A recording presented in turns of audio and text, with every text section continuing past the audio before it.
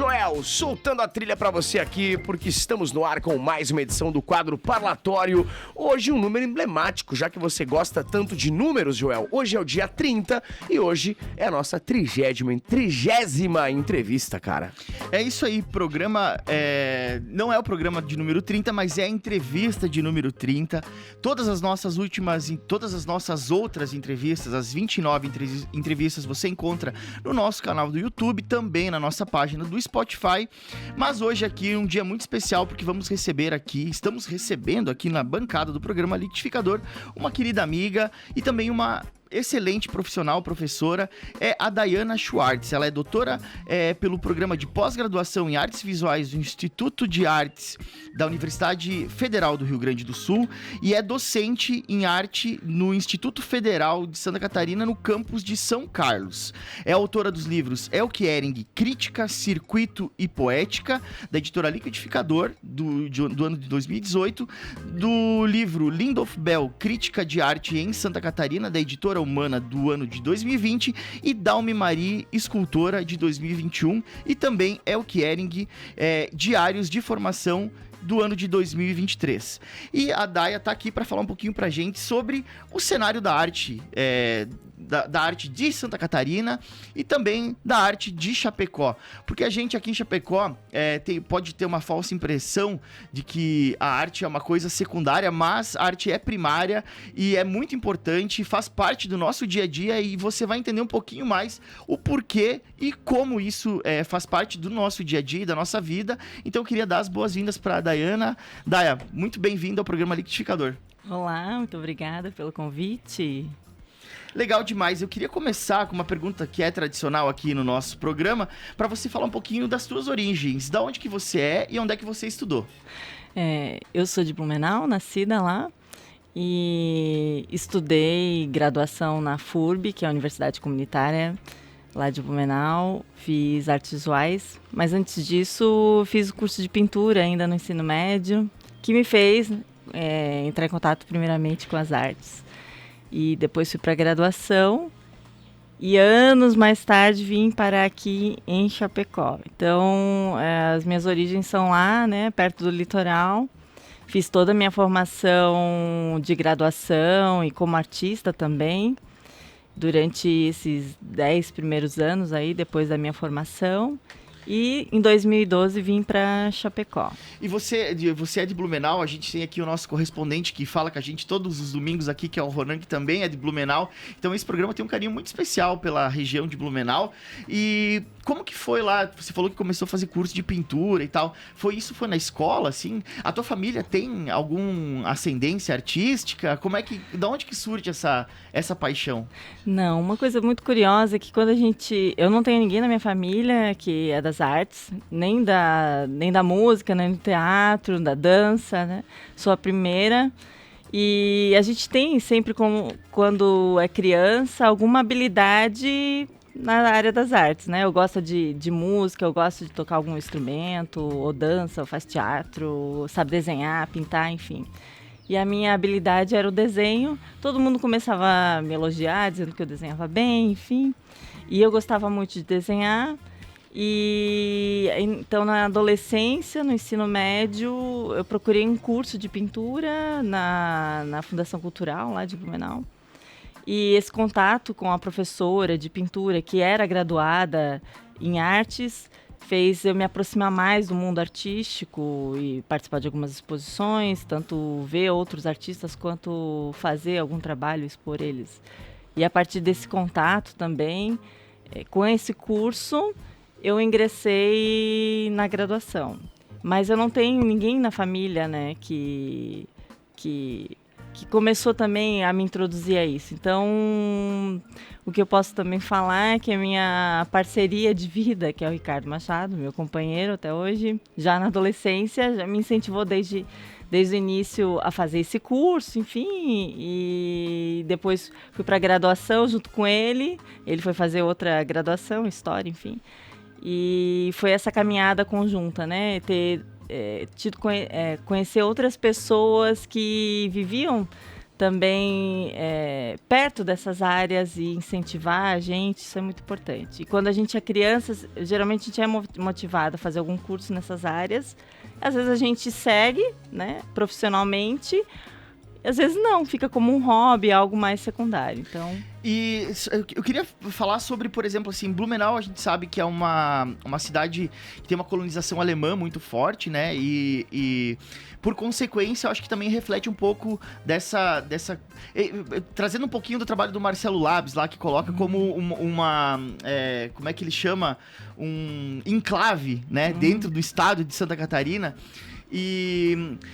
Mas, querendo ou não, por ter essa relação com a Europa, tem também uma importação das artes, né?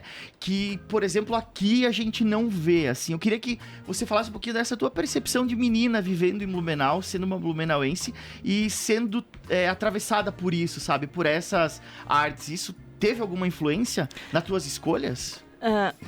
Eu acredito que quando eu era adolescente, eu não tinha essa maturidade para enxergar isso, que hoje eu consigo enxergar melhor, né? Estudando, pesquisando sobre a história da arte em Santa Catarina, mais especificamente em Blumenau, eu consigo perceber que, sim, havia todo um incentivo, um aparato institucional de organizar várias instituições artísticas na cidade. Mas quando eu era adolescente, eu não conseguia ver isso, até porque eu não vim de uma família tradicional que via na arte algo que estava presente na vida deles enquanto espectadores, né, ou pessoas que produziam arte. Então, fui percebendo isso depois, na minha formação, na graduação, o quanto Blumenau tinha isso muito forte. Já desde o século XIX tinha grupos de teatro, grupos musicais. Blumenau sediou, então, o primeiro curso de graduação do Estado em artes, que foi a FURB, então, o curso mais antigo que tem no Estado. Tem, né, até hoje o Teatro Carlos Gomes, que também sediou a escola de música. Então, ali havia muito fomento, né? Então, antes de ter outros espaços mais institucionais de arte, de estudos, Blumenau já tinha outras instituições, né? Clubes, sociedades, e o Teatro Carlos Gomes era muito forte em promover isso tudo. Então, eu fui enxergando isso depois com a minha pesquisa, né? E também na graduação a gente acaba se inserindo mais, indo visitar os museus, as galerias, vai conhecendo as pessoas. Então, aos poucos a gente vai percebendo todo esse aparato que já havia na cidade e que isso contribui, né, na nossa formação, até porque as pessoas que vão circular nesses ambientes culturais vão passando, né, essa geração antiga, vai tendo contato com a geração nova, enfim, então vai ter esse intercâmbio de conhecimento.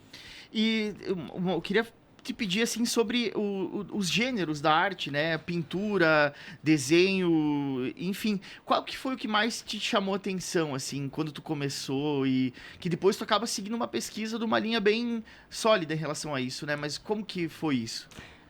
Eu desenhava, enfim, mas eu comecei com um curso de pintura, que é o mais clássico, né? Quem vai fazer as artes visuais, ou seja, essas artes, né, da pintura, escultura, gravura, geralmente a pintura é a mais atrativa.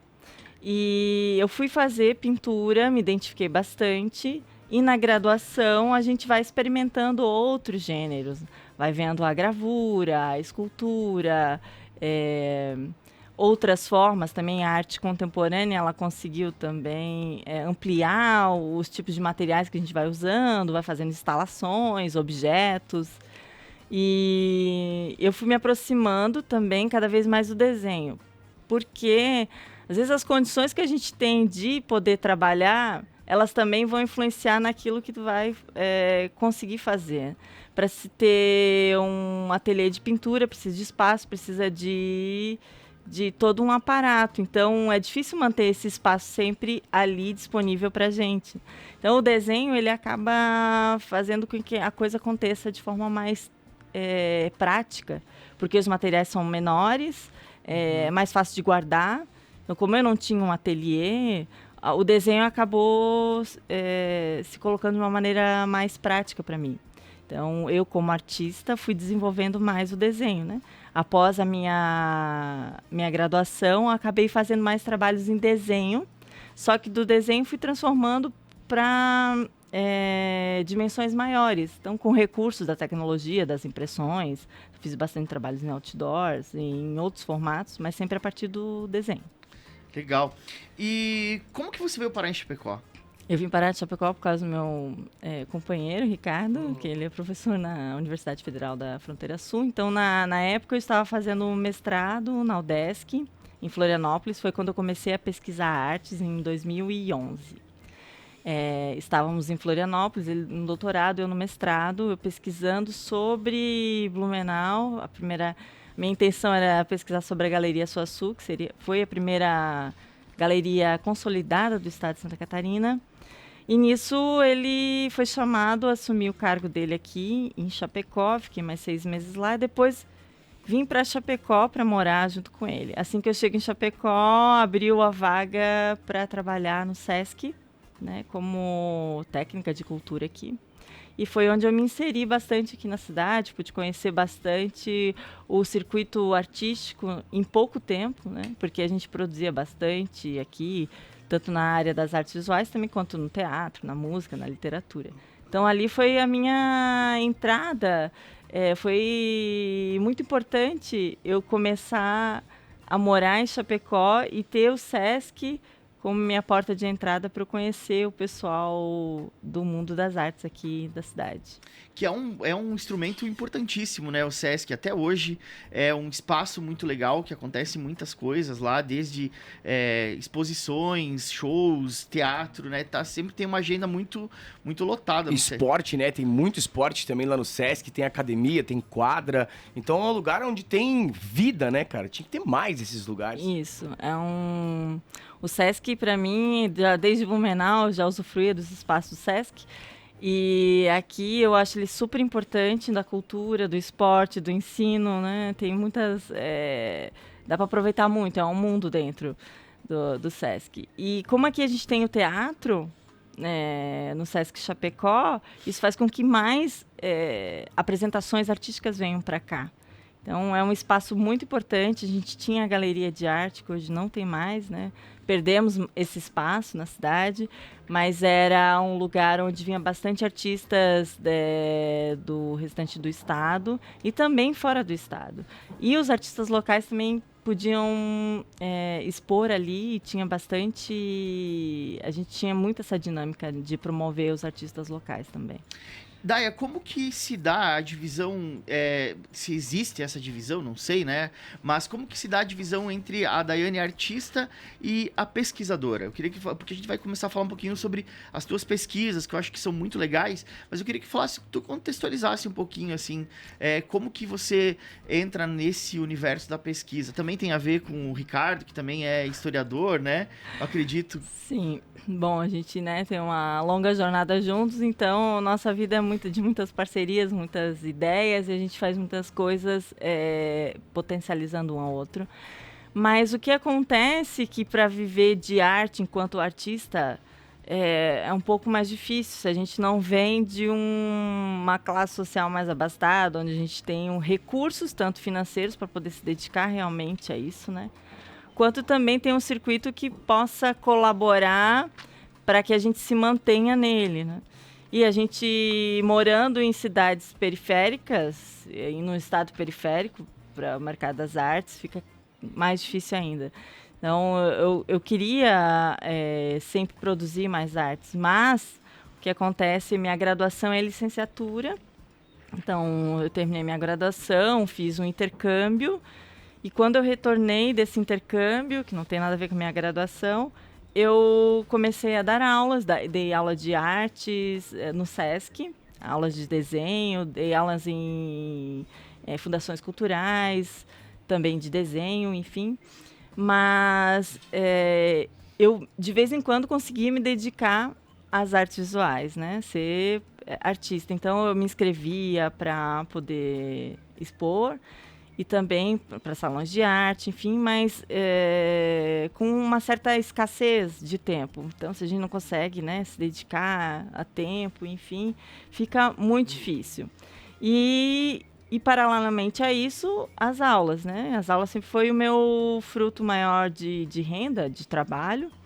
E o que acontece é que depois, um bom tempo depois da minha formação, eu terminei minha graduação em 2003, em 2011 eu entro no mestrado para fazer uma pesquisa em artes sobre a história da Galeria Suaçu, que foi essa primeira galeria em Santa Catarina, fundada em Blumenau por Lindolf Bell, né, um poeta bem conhecido aqui no nosso estado, e pela companheira dele, a Elke Ehring, uma artista super consolidada. E entrei no mestrado na UDESC na linha de teoria e história da arte. Então isso define um pouco, né? Quando a gente faz certas escolhas, acaba que a gente vai, se aquilo vai dando certo, a gente vai caminhando para aquele lugar. E foi isso que aconteceu.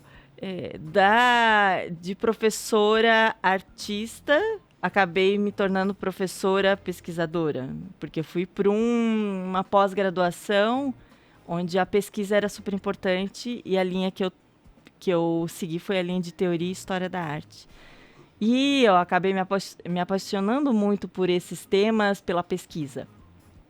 Mas já logo de cara, quando eu fui pesquisar sobre a Galeria Suaçu, não conhecia muita coisa, me deparei com o trabalho da Elke Ehring, que, apesar de ser conterrânea, de ter estudado em Blumenau, a gente sabia de alguma coisa sobre ela, mas na graduação a gente nunca chegou a estudar. Então, a minha graduação, eu não tive nenhuma disciplina que estudava sobre história da arte de Santa Catarina. Pelo contrário, a gente estudava muito sobre arte europeia, a história da arte. A gente tinha essa disciplina todos os semestres, durante 4 anos, e pouquíssimo de arte brasileira.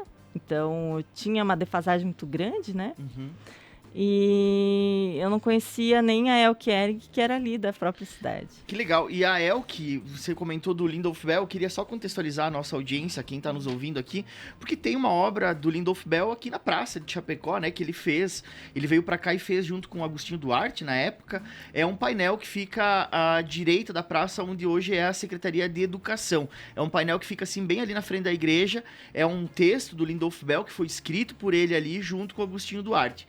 E a Elke Ehring, que era a esposa dele, o Lindolf Bell, para contextualizar um pouco mais, ele criou a catequese poética, que é um movimento poético do sul do Brasil extremamente importante e que traz a poesia e nessa ideia de catequização e tem todo um arranjo, né? E ele teve muito contato com os interiores, ele tinha muito essa lógica de você declamar poesias em praça pública e você levar a voz da poesia para diferentes lugares e lugares populares. Eu acho que nada não deixa de fazer sentido a gente estar falando dele hoje aqui na rádio, que é um veículo popular, né, querendo ou não, e era uma das coisas que ele fazia. E a Elke, eu queria que você contextualizasse um pouquinho também sobre ela, porque ela tem um sobrenome conhecido, né? Quem não conhece as lojas Ehring, e ela é filha desses fundadores da Ehring. E como que, quando você descobre a Elke na Galeria Suaçu, como que você começa a estudar ela, assim, como que... E só um comentário sobre aquilo que tu acabou de falar, que triste, né, você não ter naquela época, não ter esse estudo voltado para a arte local, né, para as pessoas que estão produzindo aqui. E aí também traz a importância do teu trabalho, que é trazer à luz dos dias de hoje uma figura tão importante, né? Isso. Então, a Elke Ehring, ela é uma artista muito conhecida, né, em Santa Catarina, e ela foi muito mais conhecida enquanto ela vivia, circulava os trabalhos dela, então ela tinha esse reconhecimento. A questão é que depois da morte dela, isso acaba, se a gente não mexe com a pesquisa, não continua o trabalho, a tendência de ser esquecida é muito grande. E aconteceu isso, né? Então eu era uma recém-formada, estudante de graduação, e a gente não tinha conhecimento sobre essa artista, não se tinha trabalhos de pesquisa mais profundos sobre ela. E eu resolvi largar a pesquisa da Galeria Suaçu e me aprofundar sobre o trabalho dela. E ela é descendente do Zering, de Blumenau. Então, ela tinha, né, condições financeiras, a família tinha condições financeiras para que ela se dedicasse realmente às artes. E é isso que eu vou falar um pouquinho, né, já me adiantando, sobre esse último livro que eu organizei, sobre os diários dela. Que ela descreve de 57 a 59, a Elke nasce em 1940, e em 1957, aos 17 anos, ela vai estudar em Munique, na Alemanha. E ali, no diário dela, é o diário de 2 anos, eu vou tirando todas as partes, né, para esse livro, onde ela se refere às artes. E aí eu vou percebendo, ao ler o diário dela, que o quanto foi importante a ajuda da família para que ela se dedicasse às artes. Fala um pouquinho, né, citando a Virginia Woolf, de que é necessário a gente ter um teto todo seu, um quarto todo seu, dependendo da tradução, enfim. Que é isso, a gente precisa de um espaço de tempo para poder se dedicar a algo, né, fazer o seu trabalho. E foi isso que aconteceu com ela. Então, a família sempre ajudou ela a se dedicar às artes, já desde muito jovem. Então, ela é uma artista que produziu por mais de 30 anos, trabalhou com todos os gêneros artísticos, pintura, escultura, gravura, tapeçaria, vários tipos de materiais da escultura. E ela se dedicava mais à escultura, mas desenhou muito. Então, o desenho era super importante como suporte para tudo isso. E ela, com 17 anos, descobriu em Blumenau, tinha um artista alemão que veio fazer os vitrais da catedral, da recém-catedral feita aos estilos modernos da Igreja Católica, no centro de Blumenau. E ele precisava de uma ajudante, então foi sendo a ajudante dele para pintar os vitrais da catedral. Para quem conhece, né, ou não conhece essa catedral, sugiro quando for a Blumenau visitar. Tem mais de 700 metros quadrados só de vitrais, e ela ajudou a fazer a pintura. E esse artista, o Lorenz Hellmeier, que é interessante a gente conhecer a história, né, de como que nasce um artista. Não é assim, de um dia para o outro que as coisas acontecem. Então, ele incentivou ela a continuar e a estudar em Munique, porque ele foi aluno em Munique, da Academia de Belas Artes de lá, e preparou ela para que ela fosse até Munique e lá prestassem as provas. Então, ela teve que se deslocar do Brasil, né? E com isso, antes dela ir para lá, ela foi para Porto Alegre com ele, porque lá ele tinha oficina de vitral. Então, ela estudou lá com ele, pintou, desenhou, fez vitrais. Se preparou durante 2 meses e meio, ela ficou em Porto Alegre, a mãe dela levou ela nesse período. E depois ela seguiu para Munique com a mãe dela, para ela prestar essas provas. Então, a mãe dela ficou lá com ela quase 3 meses também. E ela passou, e lá ela ficou 2 anos, 2 primeiros anos dela. Então, foi a formação inicial. E eu descobri, eu estou, né, falando um pouco sobre essa relação dela, para a gente conhecer um pouco como que nasce essa ideia das artes, porque é isso, assim, ela teve um aparato, uma sustentação inicial muito importante. Claro que não só o apoio financeiro é importante, ela também, como artista, era determinado enquanto pessoa, queria isso. E aproveitou tudo que ela podia, né? E quando ela volta para o Brasil, ela já tem toda uma formação, mas ela volta para Blumenau, que era uma cidade dos inícios dos anos 60, que as coisas estavam sendo construídas ainda, né? E a Elke foi uma artista assim, sempre muito determinada, e ela não parou a formação dela por aí. E em Santa Catarina, nesse período, não se tinha uma escola de formação. A maioria dos artistas que se formaram, que são de Santa Catarina, eles foram para a Escola Nacional de Belas Artes, no Rio de Janeiro, que era a principal escola de formação nesse período, né? E então, quem podia ia para lá. O nosso pioneiro foi Vitor Meirelles, foi o nosso primeiro artista a ingressar na academia e depois se tornou professor. E eu também... E aí, como é que eu descobri o trabalho da Elke? Por que eu me interessei, né? Eu comecei pelos arquivos. O Museu de Arte de Santa Catarina, ele tem a seção de arquivos, um núcleo de documentação. E eu fui lá pesquisar esses artistas da galeria. A primeira que eu pesquisei foi a Elke. Quando eu me deparei com os trabalhos dela nos anos 60 e 70, que é ali que ela se transforma como uma artista que circula bastante a nível nacional, no eixo Rio-São Paulo, que são os trabalhos que, para mim, me chamaram muito a atenção, que conversa muito com os trabalhos da pop art, que estavam acontecendo nos anos 70, trabalhos super coloridos, né, com uma transformação na arte. Então, uma escultura que se transforma em objeto, que sai do pedestal, que tem muita cor, tem muita referências também de símbolos do local, né, do Vale do Itajaí. E a Elke, ela tinha essa parceria muito grande também com o Lindolf Bell, né? Então, é uma trajetória bem longa, que eu vou conversando aí com Legal, vocês. legal demais. Esse livro, só para colocar para o pessoal, é um livro que foi lançado pela coleção da Humana, né? Dos Biografemas. É um livro que foi lançado pela editora Humana, né? E muito, muito legal. Tá disponível lá na Livraria Humana, para quem tiver interesse, também na internet. E eu queria trazer essa conversa um pouco para Chapecó agora, né? Porque você também pesquisou uma artista aqui de Chapecó, que é a Dalmi Marie Houen. E que eu acho que um dos pontos de referência para as pessoas conhecerem ou lembrarem, porque tem muita rua em Chapecó com o sobrenome Houen, né? Mas só de homens, né? Eu não sei se talvez tenha uma rua com o nome dela, mas dos homens, o Carlos Houen, a família Houen vem para Chapecó na década de 50 ou 60, e eles são todos ligados à área médica, né? Eles eram médicos, então foi o Houen, o primeiro lá que veio pra cá, que fundou o Hospital Santo Antônio, que depois, hoje, vira o Hospital da Unimed, né? Mas foi o hospital principal antes de ter o Hospital Regional, era o Hospital Santo Antônio, inclusive onde eu nasci, onde boa parte de Chapecó também nasceu. E Pelas mãos, né? Pelas mãos dos Houen.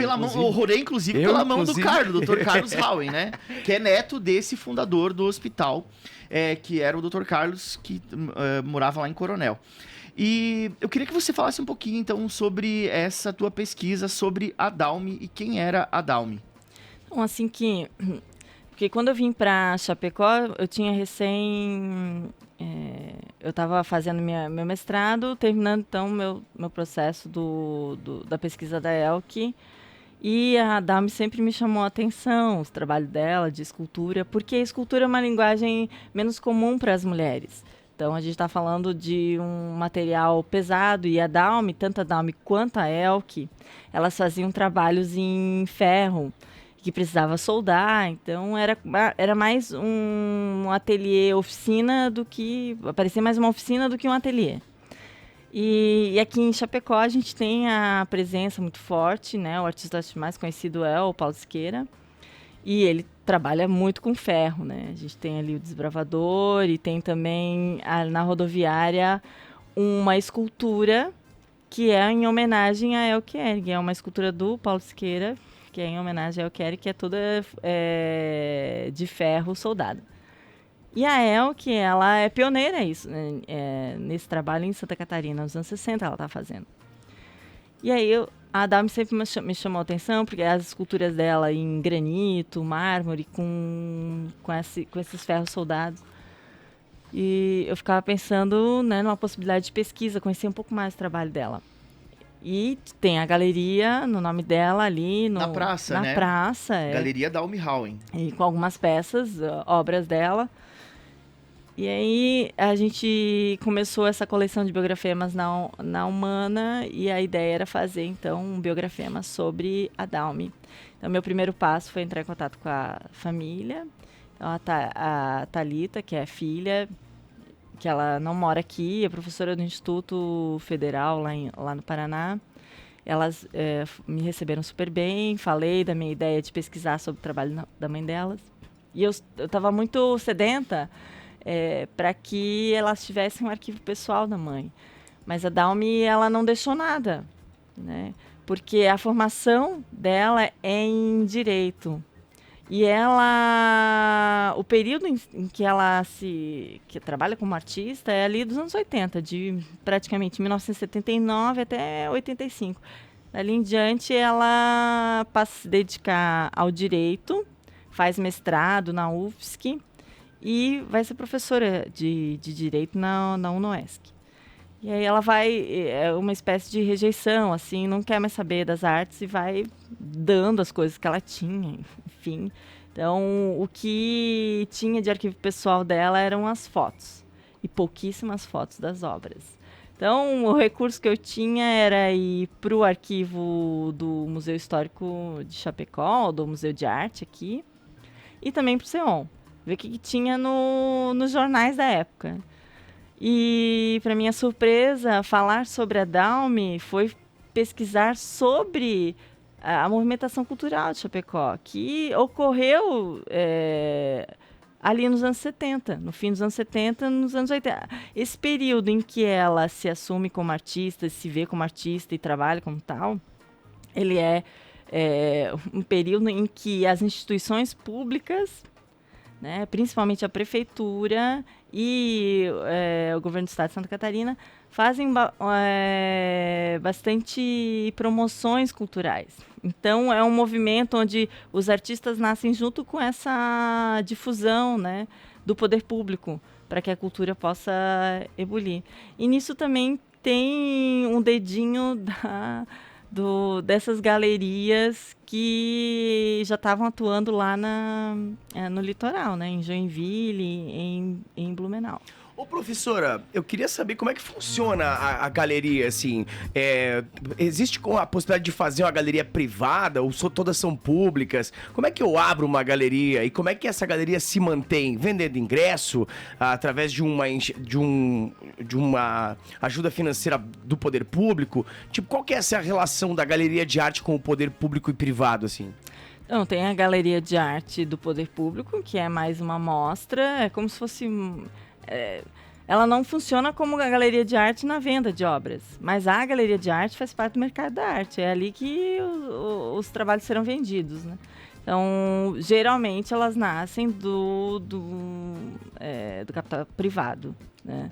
Então, aqui em Santa Catarina a gente teve algumas, ainda tem, né, claro, mas a gente teve a Galeria Suaçu, a Galeria Lascaux em Joinville. Teve aqui também a Galeria Anunciata, em Chapecó. Da Miriam Soprana, né? Não, era da... Esqueci o nome.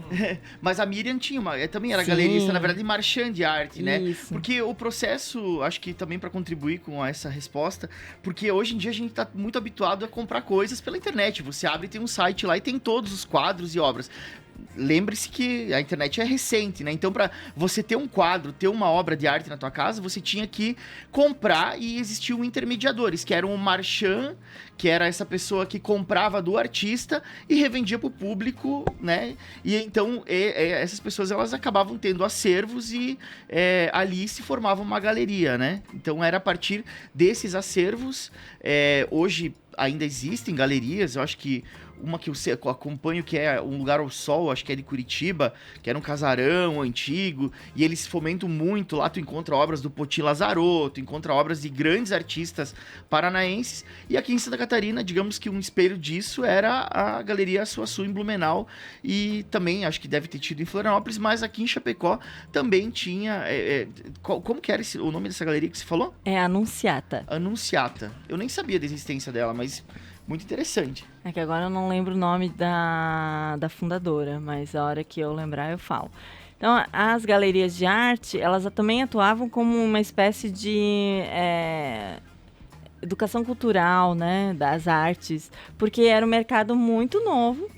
A gente tinha uma elite que não convivia, né, com o mercado de arte.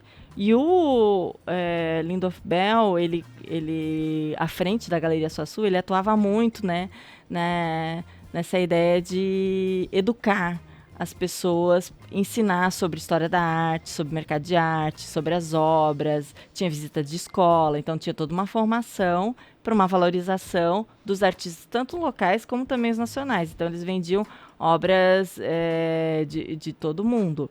Mas tinha um esforço muito grande para que as obras dos artistas catarinenses fossem compradas. E a gente tinha, então, esse intercâmbio. Eu estava falando da Dalmi, que a pesquisa dela foi interessante porque eu descobri parte da história da arte, né, da circulação da arte aqui em Chapecó, que se deu ali nos anos 80 porque teve um fomento público para isso. Então, o governo do estado estava muito interessado em fazer essa ligação cultural entre Chapecó e Florianópolis, porque o centro de referência maior era Porto Alegre. Então, queria se fazer essa conexão maior.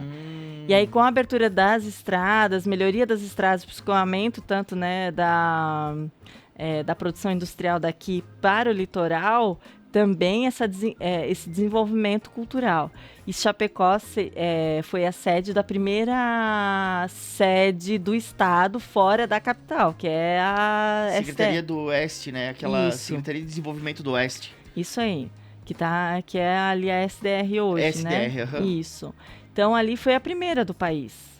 Porque tinha, né, essa longura. Ah, olha só que interessante. Era porque foi uma estratégia do governo do estado, porque aqui, obviamente, como a gente é colonizado por gaúchos e até fisicamente, se você espichar uma linha, é mais perto ir daqui a Porto Alegre do que ir daqui a Florianópolis, né? Exato. E daqui a Curitiba do que aqui a Florianópolis. Então a gente tá mais perto da capital dos outros 2 estados que estão aqui na nossa beira do que do estado que a gente faz parte, de fato. Então, como uma estratégia de criar essa identificação do povo chapecoense com Santa Catarina, se abre um destacamento do governo do estado aqui. Exato. E aí que começa toda uma movimentação dos artistas daqui, vai nascendo junto, né? Esse fomento público junto com os artistas, que se criou o Grupo Chape, que é o grupo mais conhecido, né? Daqui de Chapecó. Então, eu, quando vim para cá, todo mundo falava do Grupo Chape, né? Que era formado por 5 artistas, vamos ver se eu vou lembrar o nome de todos. O Agostinho Duarte. O Agostinho, a Dalmi, o Enio. Ciro Souza. Não, o Enio, o Paulo de Siqueira e o... Tem mais um, esqueci, gente. Também não tô lembrando, mas tinha... Depois, na verdade, teve mais de uma geração, né? Inclusive, a gente entrevistou o Chico Bract, que também fez parte da segunda geração do Grupo Chape. E ele Sim, mas o Grupo Chape primeiro, então, ele é apoiado pelas instituições públicas. Então, esses 5 artistas, eles participavam, começaram a ter, né, comitê, começaram a participar dos conselhos. Então, eles tinham uma relação muito próxima com o poder público. E aí também começou a ter essa movimentação dessas galerias do litoral para Chapecó. Então, a Galeria Lascaux veio para cá em 1979 e promoveu o salão de arte chapecoense, de arte catarinense, né? O Salão de Arte Catarinense, acho que foi. Isso. E aí, essas exposições faziam intercâmbio entre os artistas daqui e os artistas do litoral. Então, eles se conheciam, tinha essas exposições, as exposições eram muito bem visitadas, muitas pessoas iam visitá-las. E depois, em 79, a Galeria Açuaçu começou a vir para cá, com mais frequência. Então, o Lindolf Bell veio para cá, organizou outras exposições e levou também artistas daqui para lá. Então, eu tenho registro dos anos 80 ali, que o Agostinho Duarte, a Dalmi, o Paulo Siqueira expuseram na FURB, né, em Blumenau. Então, tem obras deles no acervo da FURB, advindo dessas exposições. Então, teve uma troca muito importante. E também o Grupo Chape fez uma exposição super importante, acho que foi a única e a mais, né? Importante, que foi lá na reitoria da UFSC. Então, essa circulação, essa troca foi fundamental. E a Dalmi, ela nasceu como artista, né, se posicionou nesse período, nessa primeira parte dos anos 80, onde ela produzia basicamente as esculturas, né? Dai, a gente tá há 40 minutos falando aqui sobre arte e eu queria só fazer um adendo aqui, pedir na verdade, sim, a tua opinião sincera, e também não tem uma resposta, eu sei que não tem, mas qual é... A pergunta eu vou falar sobre... Primeiro eu vou fazer uma citação, que é do Paulo Leminski. Ele fala que a arte, ou a poesia, no caso ele fala da poesia, mas eu vou trocar pela arte, é uma inutilidade da vida e que ela se justifica por si só, e que são as outras coisas que tem que ter justificativa, porque a arte, ela é a verdadeira importância, né? Sim. E as outras coisas é que precisam de justificativa. Eu queria saber de ti, assim, qual é essa tua percepção hoje? Porque quando se fala de arte, ainda parece que é uma coisa elitista, não é qualquer pessoa que pode ter uma obra de arte em casa. Hoje jamais é mais acessível, mas tu ter uma escultura de um escultor renomado parece uma coisa, sabe, das elites. Por que é importante falar disso e continuar estudando isso, né, e tratando sobre esse tema no ano de 2024, por exemplo? Para a gente saber que a gente não inventa a roda, né? Eu acho que por isso é importante as pesquisas, porque a arte, ela sempre esteve presente, as manifestações culturais, elas sempre foram transformadas em objetos, né? Desde os homens as pessoas das cavernas desenhando, né? Transformando ou em imagem ou em objeto. Então, a gente continua fazendo isso, né? E a arte, ela está intrínseca à nossa vida. Ela é uma manifestação. Então, e é claro que as artes visuais, ela é um pouco menos acessível, porque às vezes ela acontece em espaços específicos, onde as pessoas têm que conhecer que aquilo está acontecendo, ir lá numa exposição, ou ir lá numa galeria. E quando a gente está numa cidade menor, é um outro fluxo de arte que vai sendo gerado ali, né? Não são artistas que têm esse renome nacional ou internacional. E a arte também, ela acaba que... ela parece que é afastada, mas se a gente tiver um movimento, né, de aproximação, tanto na escola a gente tem as artes do primeiro ano até o ensino médio, né? Sou professora de artes do Instituto Federal e a gente convive com isso todos os dias e tem também os streamings, as novelas, mas falando em artes visuais, parece que ela é um pouco mais afastada, né? Mas o século XX também foi mostrando algumas obras de arte, movimentações, manifestações que extrapolaram os muros as paredes das galerias e foram para os muros da cidade, através do grafite, e outras manifestações também, né? Que são bem importantes. Então, assim como outras formas de arte, a gente vai criando nichos, né? Mas a história da arte em Santa Catarina, ela teve muitas produções, né? A gente vê que aqui em Chapecó teve ali os anos 80, que é o que eu conheço, que eu pesquisei, e que dali nasceram também muitos artistas, e que sempre tiveram artistas. Não foi uma cidade que, pelo menos depois desse período, né? Sempre vai ter alguma manifestação, alguém que está talhando em alguma madeira lá no interior, né? Que faz esse trabalho mais artesanal. Não, e a gente vê, por exemplo, agora teve recentemente também aquela exposição do seu Enio Gribler, né? Lá na Humana. Pô, ele trabalha com madeira, um escultor em madeira que tem um talento gigantesco e que tá aqui numa casinha aqui, perto do posto, aqui embaixo, e todo mundo passa na frente e tal. Ninguém imagina que ali mora um dos escultores... Um escultor genial, assim. Uhum. E tu falou sobre desenvolver essas habilidades na escola. Eu queria aqui deixar um abraço para as minhas professoras de artes da minha vida, a Gelsi, a professora Samantha, muitas professoras que, se não fosse pela professora Samantha que fez a gente ensaiar uma peça de teatro e vir apresentar aqui na UNO Chapecó, talvez eu nunca teria entrado no mundo da comunicação. Se eu não tivesse pintado aquele Magritte que a professora Gelsi me deu lá para pintar, talvez eu não tivesse criado interesse pelas artes na vida e não tivesse seguido depois esse caminho, porque a comunicação, ele vem muito, né, disso. Hoje, você tem...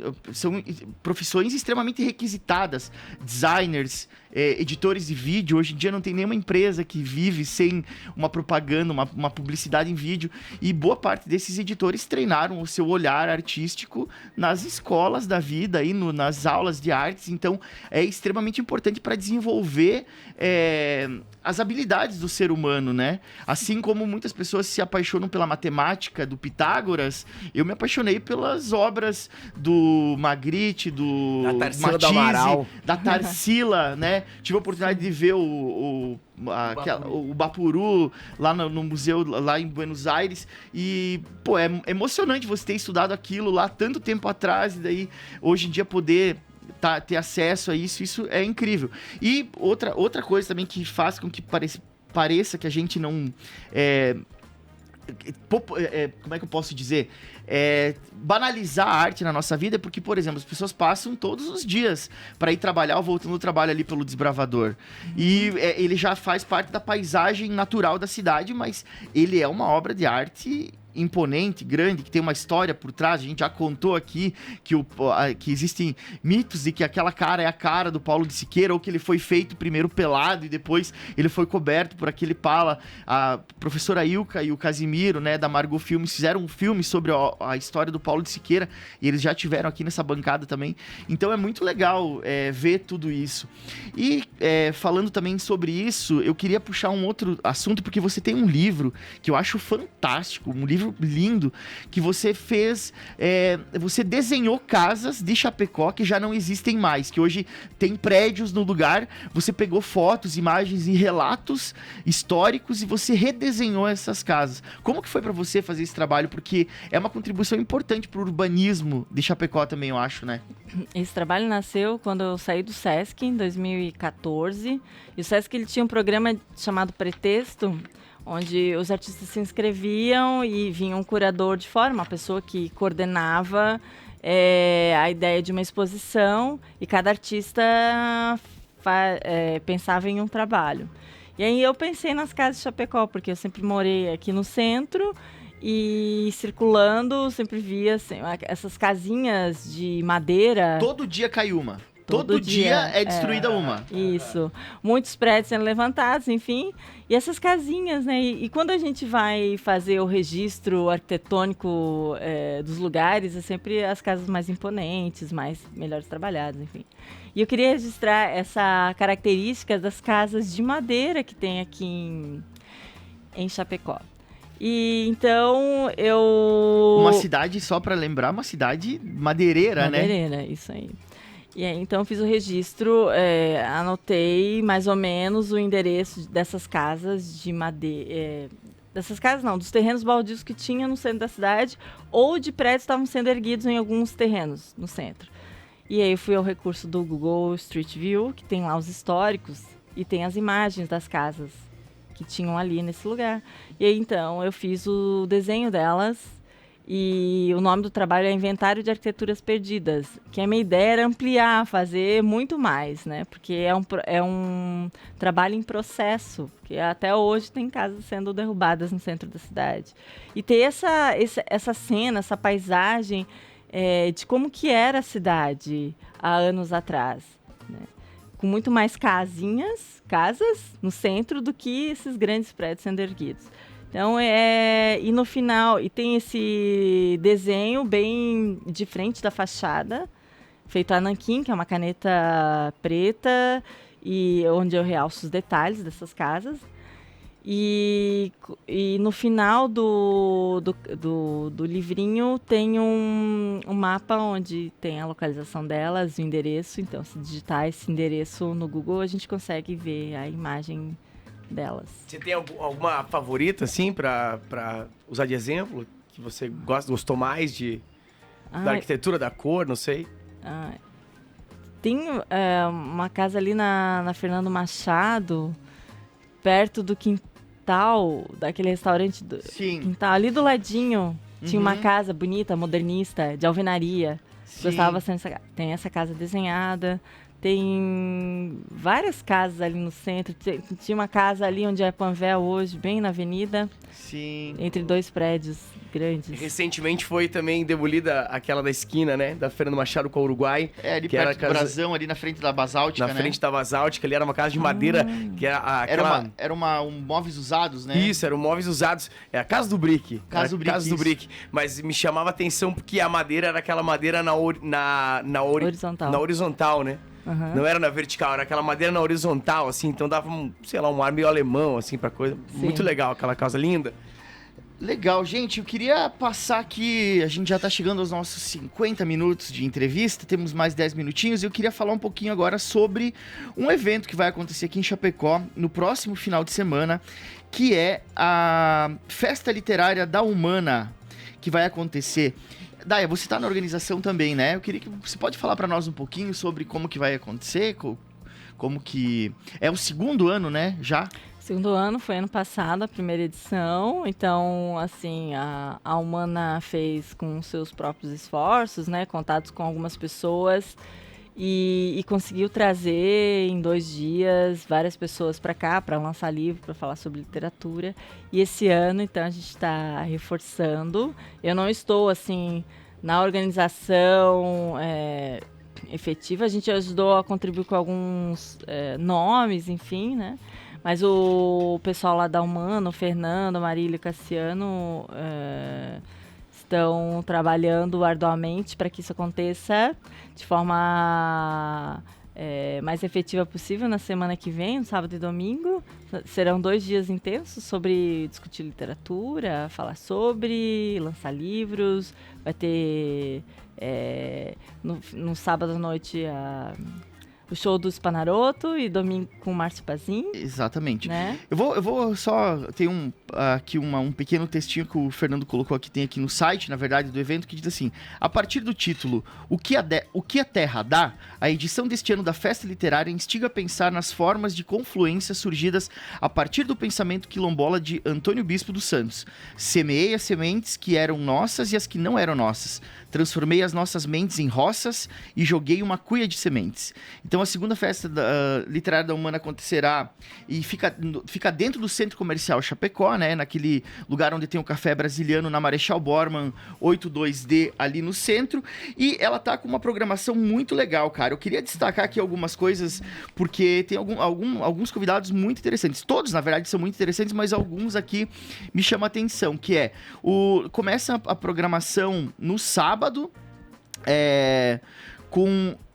A mediação da Daia, que está aqui, é conversas cruzadas do lançamento do livro Mundo Impossível, né, com a Mayara Floss e Tomás Vieira. Tem também aqui Deixa eu ver aqui. Tem o lançamento do livro do Demétrio Panaroto também, que é Cevando a Palavra, Cantos do Sul do Mundo, com Demétrio Panaroto. Na verdade, é uma conversa cruzada, né? Com mediação do Marcos Adinello.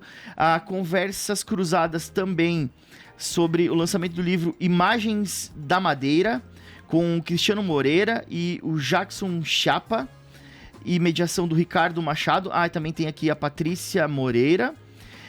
E o artista homenageado dessa edição vai ser o Chico Bratti, que é um sócio nosso aqui. Encontrei ele, inclusive, ontem lá na Humana, no lançamento do livro do André Tim, que eu estive lá e queria mandar um abraço aqui pro André Tim, que fez o lançamento do seu livro ontem lá na Humana. Muito legal o papo. E encontrei o Chico lá. E também vai ter, então, às 20 horas, eu queria destacar essa mesa aqui, que é Ligeireza da Palavra, que é com a Michele Provence. A Michele Provence, ela é natural de Maravilha. Hoje ela mora em São Paulo, ela é uma modelo internacional e também é escritora, né? Foi modelo internacional, hoje é escritora. E ela tem um livro que se chama Marinheira de Açude, que é muito legal, onde ela coloca as suas memórias da infância, da sua criação aqui no interior, a partir de uma perspectiva muito cômica e muito sarcástica. Eu acho muito legal. A Michelle, ela tem um humor muito legal. E vai ser essa mesa, então, que vai acontecer às 20 horas. Toda essa programação acontece, então, no Centro Comercial Chapecó, na Marechal Bormann. E também, e isso é no sábado, né? No dia 6. E no dia 7, no domingo, vai ter lá a Camila Mioto com a Bibliobike, a nossa amiga Camila Mioto. Lançamento do livro também da Fenó, com a professora Adilis, né? A Adilis Savoldi vai lançar o livro sobre essa figura tão importante que é a Fenó. E vai ter também o lançamento do livro do Demétrio e show com o Márcio Pazin. Então, fica aqui o nosso convite, né? Mais informações você encontra no nosso Instagram, tá na bio do nosso Instagram do Programa Liquidificador, tem uma postagem também, e tá na bio, e você encontra também no Instagram da Humana Sebo e Livraria. O Márcio Pazin não pôde estar aqui no Liquidificador hoje, porque ele está disputando um campeonato municipal de futebol, porque além de ser um grande músico, também é um baita lateral direito. Então um abraço pro meu padrinho querido aí, Márcio Pazin, que estará lá fazendo o som, mostrando seu outro talento, né? Fazendo música, jogando bola. Quantas habilidades um ser pode ter? Porque eu encontro o Márcio Pazin correndo com uma flecha na rua. Irmão de um maratonista, e ele também corre muito. Então, muito legal. O show com os irmãos Panarotto, também o Roberto estava lá ontem, conversamos. O Demétrio já vem pra cá essa semana, aqui na terça-feira. Eles vão gravar música.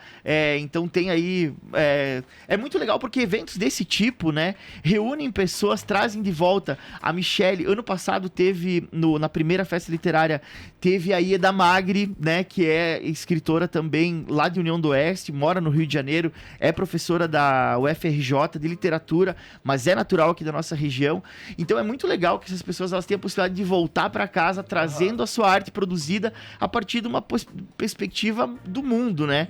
Pessoas que viajam o mundo, que correm o mundo, mas que são daqui, que fazem questão de manter as suas raízes, e a Festa Literária da Humana tem esse papel também. Então acho que parabéns para a Humana, parabéns para vocês que estão fazendo isso, porque isso é realmente muito importante. Uma outra pessoa que vai estar aqui, que é muito querida também, é a Emanuele Siqueira, que ela é tradutora lá de Curitiba, traduziu Bukowski agora recentemente numa perspectiva feminista. Muito legal o trabalho da Manu. Ela também tem canal de quadrinhos e é muito legal o trabalho dela, e ela vai estar aqui também para a Festa da Humana. Então só gente legal, gente que é daqui da terra, mas que mora fora, tá produzindo fora daqui, mas volta para cá trazendo seus trabalhos, e isso é muito legal.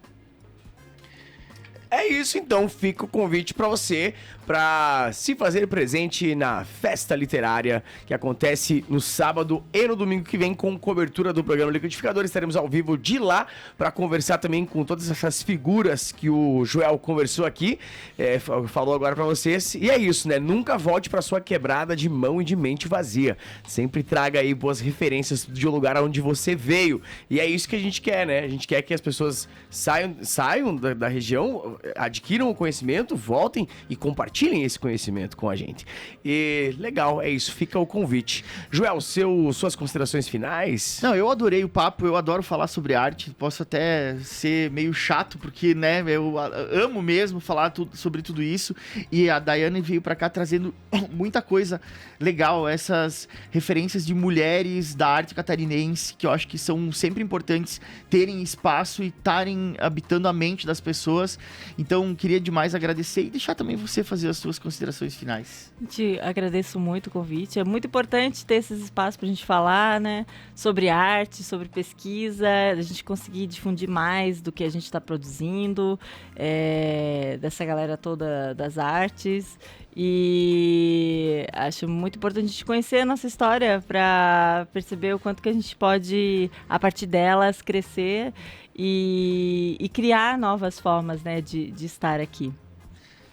Pô, legal demais, cara. Então, se você passar por uma obra de arte em Chapecó, dedica aí os seus 40, 50 segundos para dar aquela olhada, para se inspirar e pra fazer o que a arte faz de melhor, que é emocionar a gente, né? Essa é a força da arte. Obrigado, Prof. Daia. Obrigada. Bom fim de semana pra você aí, o restinho de domingo. E um abraço também pro Ricardo Machado, que tá aqui com todas as crianças aqui, correndo pela rádio. Muito contente de receber de novo esse casal aqui. Joel, a gente vai pra um som. Eu acho que eu ia pagar um bloco comercial aqui, mas a gente já conversou tanto. Vamos ouvir um Márcio Pazinho? Bora! Então vamos ouvir Eu Canto, Eu Salto, Eu Choro. Tá do primeiro disco do Pazinho.